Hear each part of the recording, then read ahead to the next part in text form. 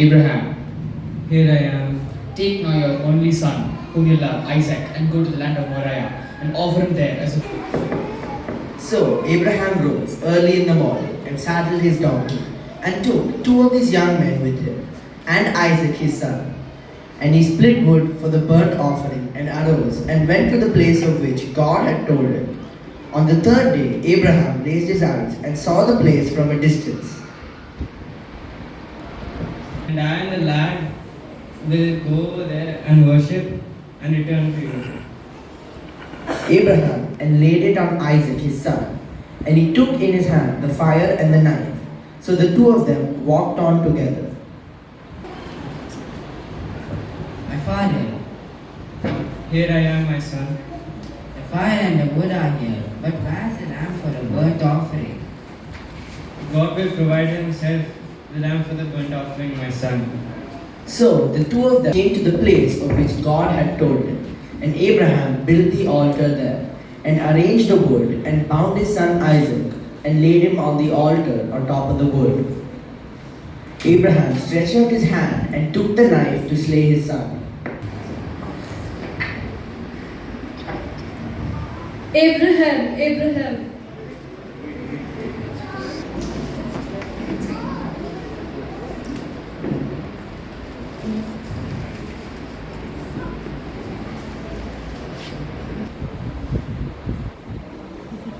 Abraham, Abraham. Here I am. Do not stretch out to him, for now I know that you fear God, since you have not withheld your son, your only son, from me. Then Abraham raised his eyes and looked, and behold, behind him a ram caught in the thicket by his horns. And Abraham went and took the ram and offered him up for a burnt offering in the place of his son. Abraham called the name of that place, the Lord will provide. As it is said to this day, in the mount of the Lord it will be provided.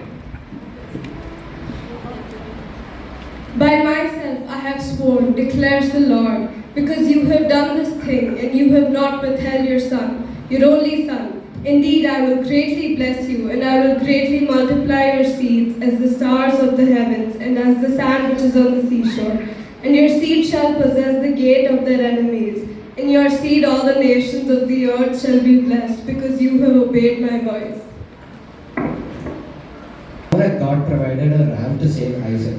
God provided Jesus, the Lamb of God, to save us by dying on the cross and offering for them. Because he believes and trusts in God. What place does works have an equation?